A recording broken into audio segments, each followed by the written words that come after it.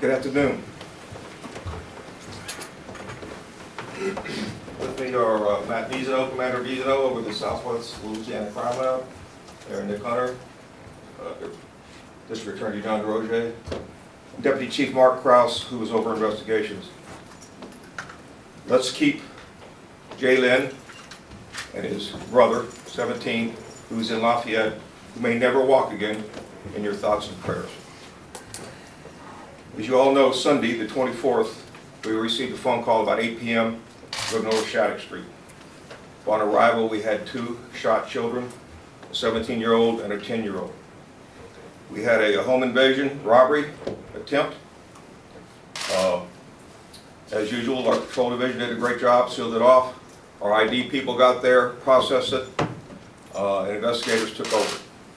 As a result of a great crime scene, we submitted some evidence to the Southwest Louisiana Crime Lab on Monday, thinking that we would tie this to the subject.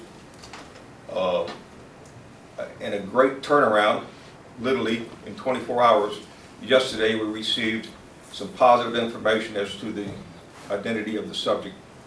As a result of this evidence that was submitted, our investigators were able to obtain an arrest warrant for Felton Thompson, age 50. Mr. Thompson has a long history of criminal activity. Mr. Thompson was sentenced in the early 90s to 99 years for armed robbery and several other offenses. He spent 24 years in Angola and was paroled last year, 2016. Information was received that he possibly resides in the Kenner, Metairie, New Orleans area.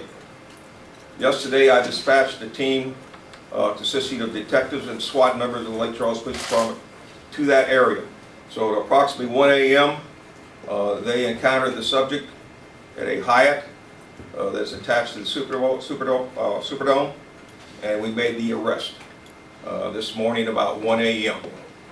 The subject is still in the New Orleans area. We've sent marked units over there to transport him back. I'm asking for the public's help. We don't know why this guy, who has no ties to Lake Charles, showed up here. We don't know how he got here. We don't know how he got back. We don't know why he picked out this house. But we know we got the right guy. So anybody in the public, this past Sunday or this past Saturday, if you've seen this individual at all, in a store, in a car, or anything, please call the Lake Charles Police Department, 491-1311.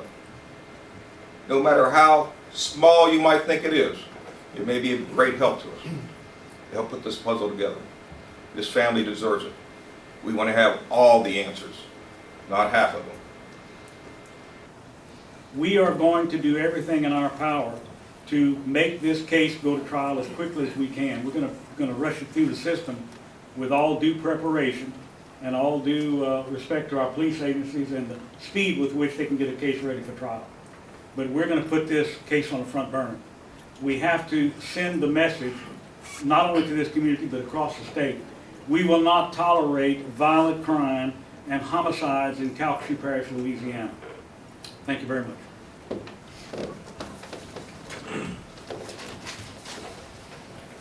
We have a warrant that was signed by Judge Ware.